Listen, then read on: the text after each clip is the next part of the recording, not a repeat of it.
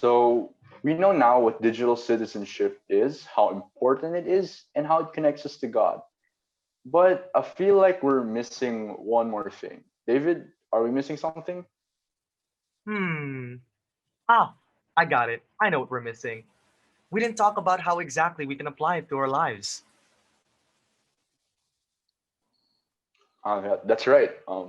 Just like every other principles in life, digital citizenship not only has a value and benefits, but it also has a process. What are the steps in these process? And well, I'll let David answer this question. Well, to start off, I think the first rule would be to remember the golden rule, which is do unto others what you want them to do to you. It's a simple rule. If you're mean to others, that's what you're gonna get. If you're kind to others, that's what you're gonna get. It's a common rule that everyone plays by, and usually, if you're nice, everyone will treat you nicely, and of course, if you're mean, everyone's gonna do the same to you. Second is have reservation for yourself. In other words, know what aspects of your life should be revealed and shouldn't be revealed. This is back to about posting.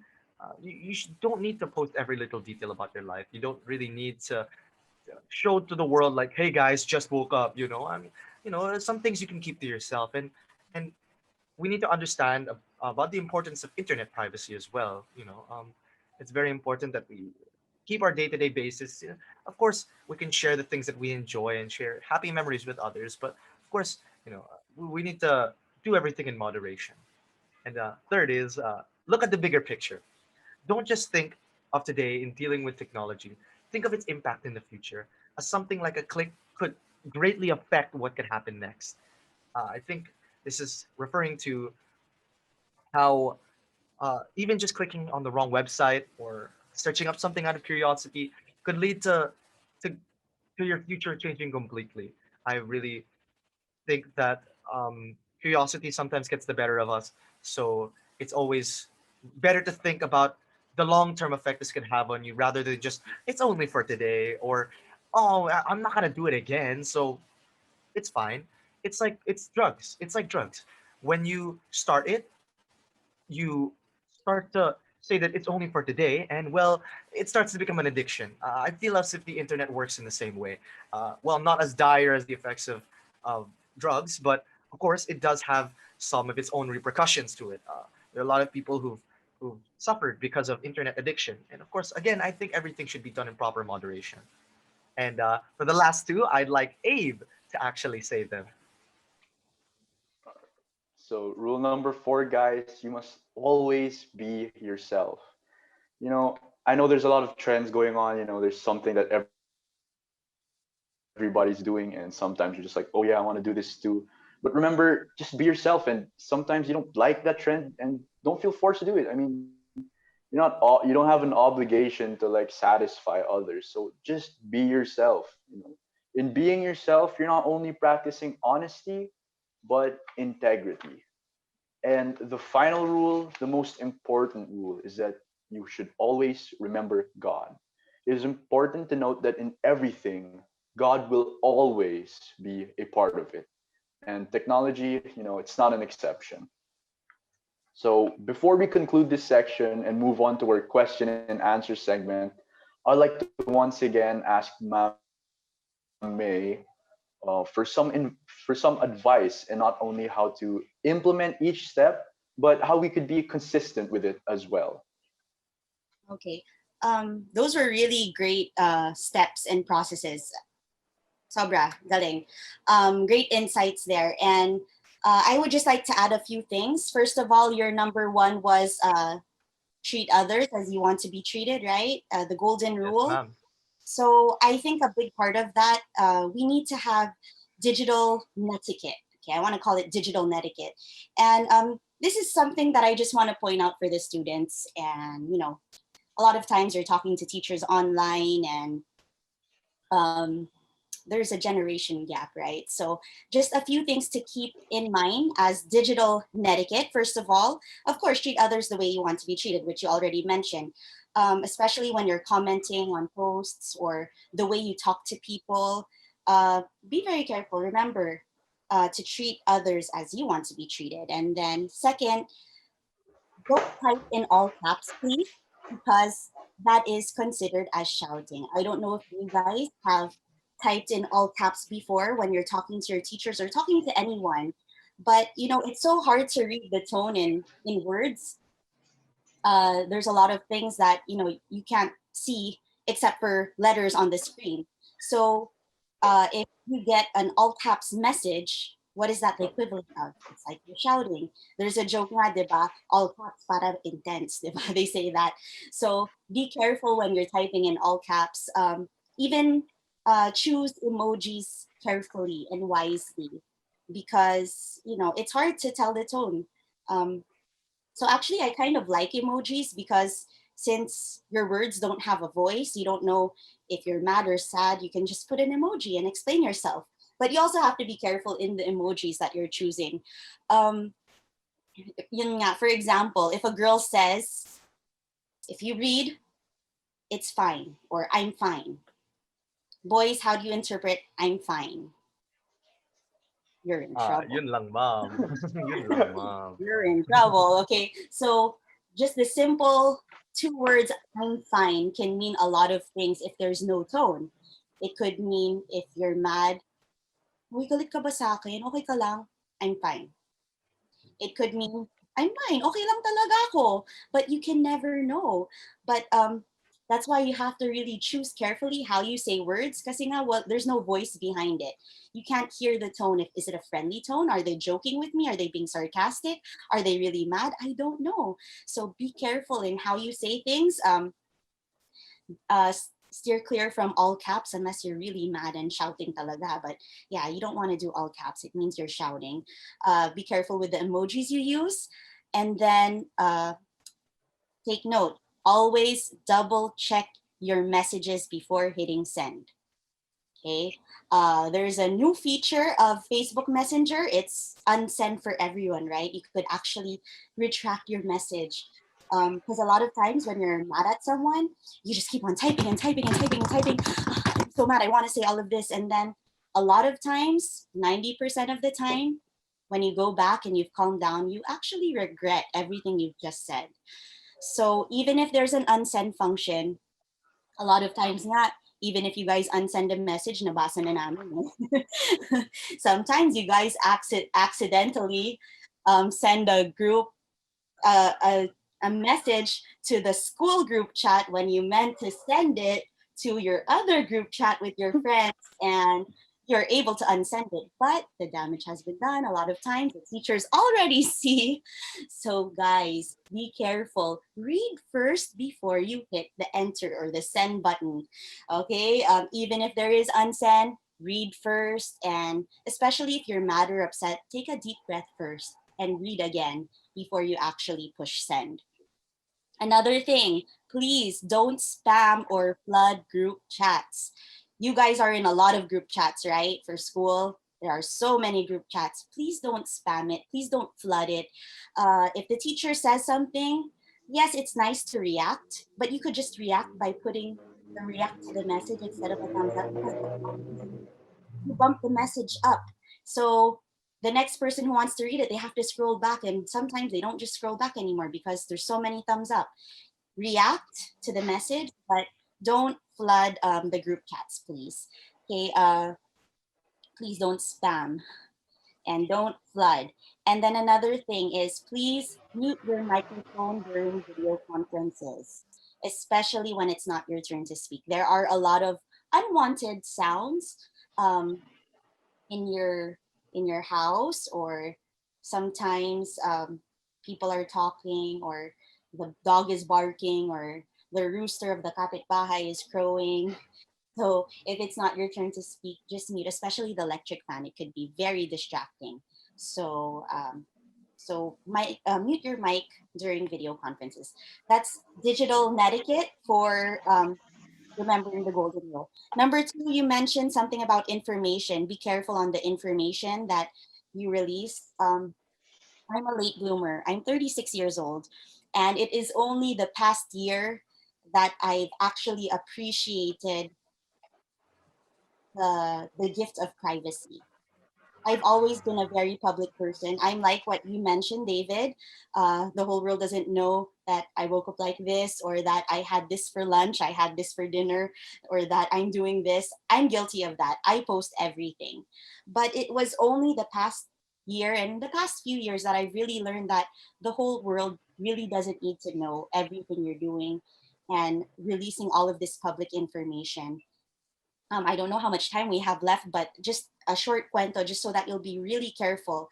Last year, or I think it's been 2 years, I actually got scammed through Carousel. If you're familiar with that, it's a buying and selling app, and I got scammed. I almost bought a laptop that was a scam, but um, last minute I found out, parang sabi ko, there's something suspicious here, so I withdrew the transaction, and the seller got so mad at me that he haunted my life forever. He had my address already. That's why, guys, be very careful when you're posting information, especially your address, especially personal private information. Please don't do it. You know, this guy threatened me. um, he was sending McDo to my house. He already had a copy of my ID, because the transaction was going to push through. He had my address and was sending McDonald's to me that I had to pay for, thousands worth. He was sending products that I supposedly bought online because they had my information that was cash on delivery. So I really learned my lesson.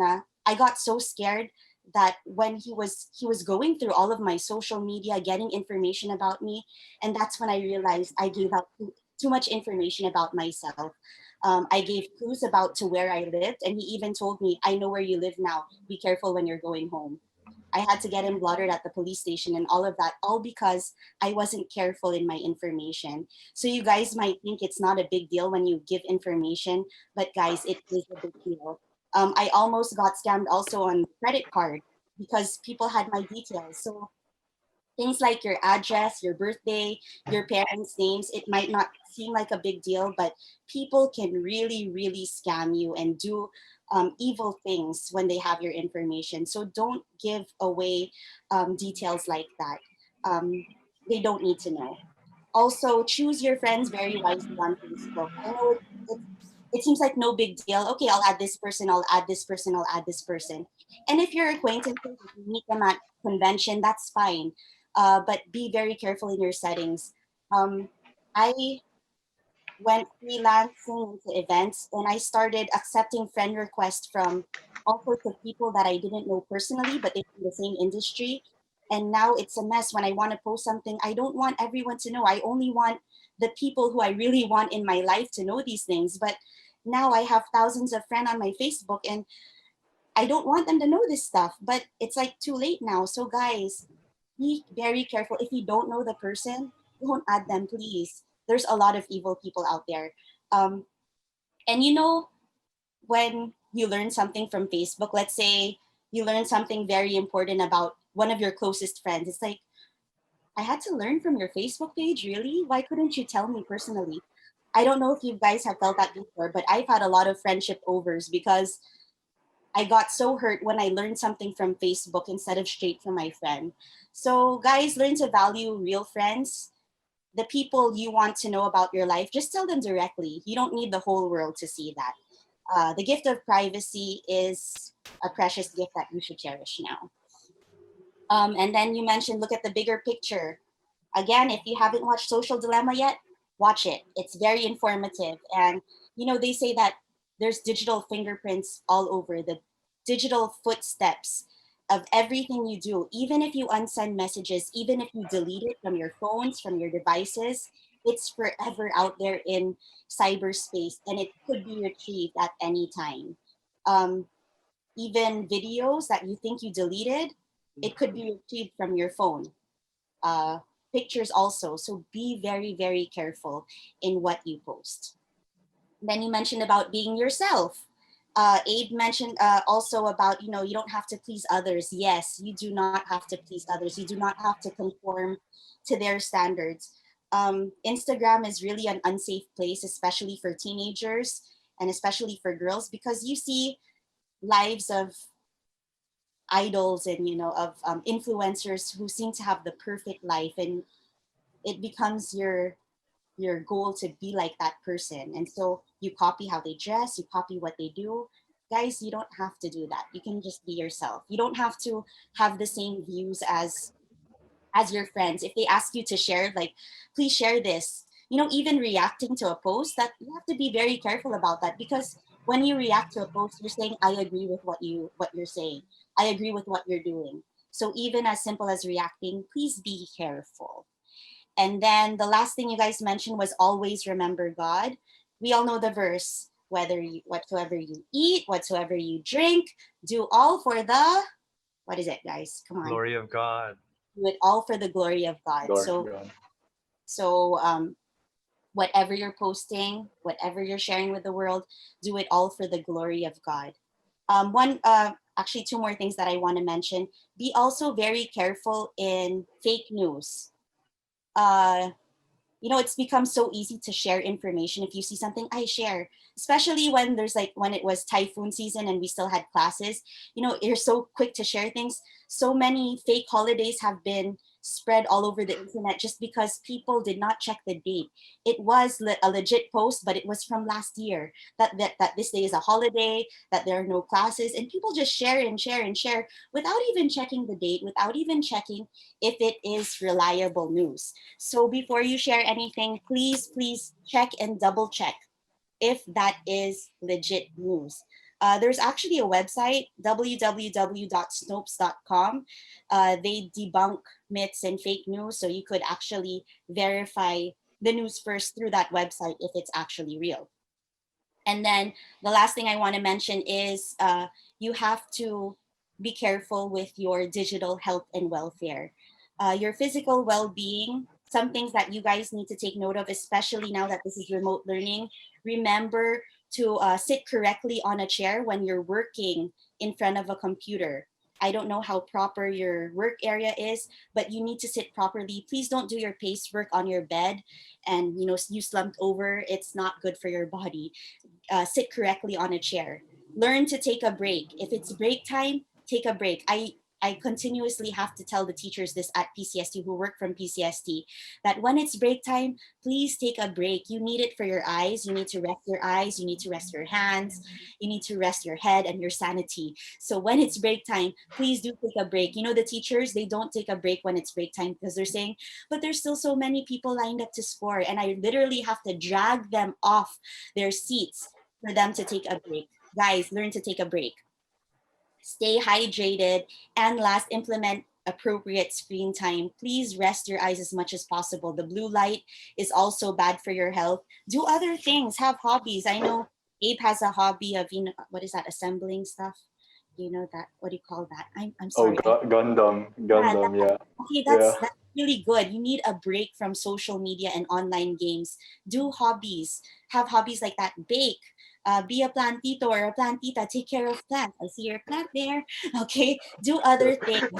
Okay, and always protect yourself from other people. Protect your information, please. So yeah, sorry, that was a lot, but these are the practical steps that you guys need to take for digital citizenship. All right. Thank you very much, ma'am. We'll remember to keep those in mind. And now we'd like to move on to our questions and answers segment.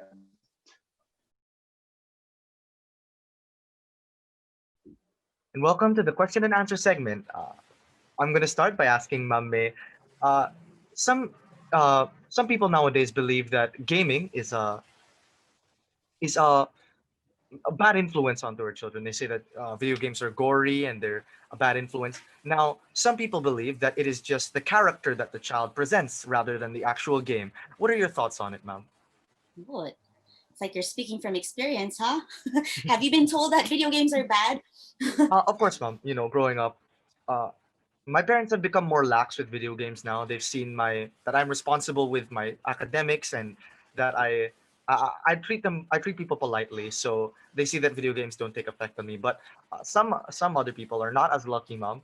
Some parents straight out ban video games from the house because they believe that it will make their child want to do unspeakable acts. But I personally believe, ma'am, that sometimes it's just the lack of character that has been developed. It's more of the I feel like the child should just be told what's right and wrong, and it's not really the video game that's making them that way, and but it's more of the the lack of self control the child has. What are your thoughts, mom? Well, wow, that's a deep question, huh? Okay. Um,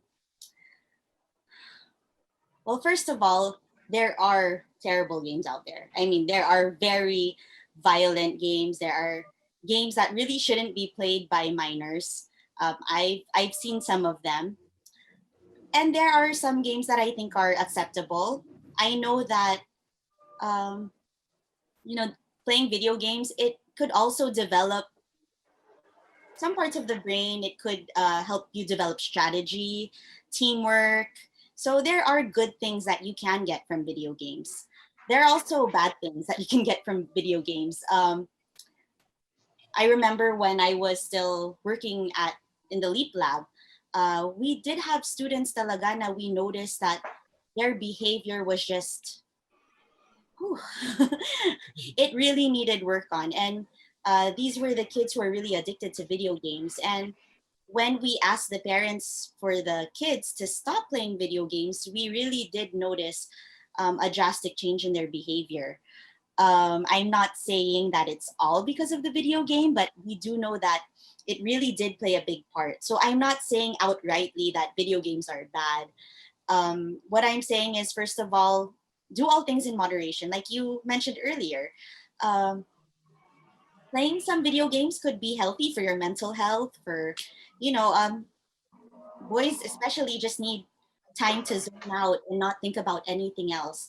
Some people call it the nothing box. They need to be in their nothing box and do nothing and think about nothing except for mindless, switching of the controls. So in moderation, I think it could be good for boys, for anyone. But too much of anything can be bad. So be very careful with that. And be careful with the games that you play. I mean, not it should be age appropriate. Even the games themselves, it has an age for when you should be able to play that game. So that's a major guide right there on if you're this age and if you should play this or not. If the box already says you shouldn't play it, then don't. So just stay away from things that would promote evil. If those games are promoting evil, like I know Grand Theft Auto, oh my, that game, it's really promoting everything that's evil, stealing and all of violence. So games like that definitely shouldn't be played by kids. It could really mess with their minds. So just also filter the kinds of games you play and do it moderately, and I think you'll be okay. Thank you so much, mom. Abe, do you have any questions for mom? I have one question. Ma'am, before the age of digital technology, did you in the past have to think about anything similar to digital citizenship? Oh, good question. Yes, I was born before um, the digital age. That is the digital immigrants, 1985, and before that time, those are the digital immigrants, and I belong to that category. And basically, we didn't have the internet yet, and um, during that time, especially for NSC, that's the most sociable time in a teenager's life, and for SOT schools, that plays a major part. And now it's just I'll add you on Facebook, I'll text you, I'll message you. But during my time, we didn't have that at all. So before before we had that, first of all, it was phone calls. There was no internet yet when I first went to NSC. Yeah, there was no internet. um, Dial-up internet was just becoming a thing. Have you guys heard of dial-up internet? Yes, mom. I've heard of dial-up. You pay Its Yeah. for it, unreliability. it, you have to type it in, and then you have to wait till you hear that annoying sound till it connects. Anyway, before that time, my friends that I met at NSC, we stayed in touch through, we call it now phone pals. So the older people can relate to me. We were phone pals, meaning what we exchanged at NSC was phone numbers, not names, not schools, not Facebook information or cell phone numbers, we exchanged landline numbers. So during that time, if you wanted to make friends with people from other schools, you would really have to get your landline, dial their number. You have no idea who's going to answer it on the other end, and you have to politely request from the parents, "Hi, good evening, Mr. Borsi. May I please talk to David? Is he home right now?" And that's how we communicated then. We also did letters, as in handwritten letters. In PCST, that was the thing. We exchanged notes. Up till now, I still kept all of those notes that I got from my friends when I was a PCST student. It's this big bayong bag of small notes that classmates would pass to me, not under the divider, well, sometimes under the divider during class, but during break time, they'd be like, "Here, I have a note for you." And that's how we would communicate. We would write notes to each other. We would call each other on the landline, and there was no Facebook, there was no Instagram, no Twitter, none of that. So yeah, Yes. different times. Yes, ma'am. Thank you so much, ma'am. And then I have one last question, ma'am. Okay. For those uh I'm looking for a good way to phrase this. Those who are older and inexperienced with the internet often clash opinions with those who are younger and more experienced with the internet. For example, internet etiquette, like some kids would use BBH because it's our slang nowadays, and some older people would be like, stop using that. That's unprofessional. That's not polite, you know. But what are your thoughts, ma'am? Because I'm sure during during their younger times, when they were younger, they had slang that their parents didn't accept, and so on and so forth. It's just a continuing on to the next generation of that's not nice to say, and then it becomes acceptable, and then the next generation says something that people say is not nice to say. But what are your thoughts on it, ma'am? The whole uh, yes, ma'am. Okay, it's funny because when you were saying all of these abbreviations, a lot of them we don't know. I'm kind of young enough to kind of know the other abbreviations that are being used. Um, but honestly, a lot of times when I see it online, I really do Google it. Just, what does that mean? What does this? What does this mean? So I really have to Google it and check, what are they trying to say. Um, and for the older generation, it would be like, why can't they just type it out? Why do they have to play a guessing game? Um, and for a lot of older people, it'd be like, ang tamad naman, hindi ba pwedeng i-type out na lang? TBH, hindi ba pwedeng ano na lang? I-type na lang? Or LOL, hindi ba pwedeng sabihin, ha ha ha na lang? So there's really a generation gap in using those things. And I was giggling when you were using all of those abbreviations because I was thinking, was there an equivalent when we were young? And yes, on the ends of our letters for our PSs, it would be like LYLAS. Oh, can you guys guess our acronyms? Okay, let's play a game. These were our acronyms before. LYLAS. LY LAS. Oh, wow. Yes. Our acronyms were so much longer. Okay, I'll tell you, you'll never guess it. It's love you like a sis. Really, mom? So corny, I know. Wow. Okay, we Wow. would Mom. also write Japan. I'm serious. If you see the end of a letter, it'll be like Japan. What's Japan? uh, Just, just I don't know, mom. always, just always pray at night. I'm really serious. I promise, these are the things that would be at the end of notes and letters. So many initials, so many acronyms, like 5 to 10. Okay, uh, LYLAS, ITALY, Italy, because there's Japan. So you have to have Italy. What's Italy? So a lot of them were Italy? regional. No. Italy was I trust and love you. It's so silly now that I think of it. And that was our thing back then. So I guess yes, in a way we can relate to you. But siguro the older generation now, for them it's like it is unprofessional because we're in the age that everything should be professional. So I guess there should be some some way to meet halfway, because I guess now that I think about it, yes, that's how we expressed ourselves when we were teenagers. Oh, there's another one, just the last one. Yamaha. Can you guess what Yamaha is? I'm not in a million years. Can I guess that? Okay. No, this is so funny. You are my angel. Happy anniversary. I know, Chris. Wow. Lol. Wow. Not kidding. Okay, so How do you guys come up with that? I That's don't know. something magical, mom.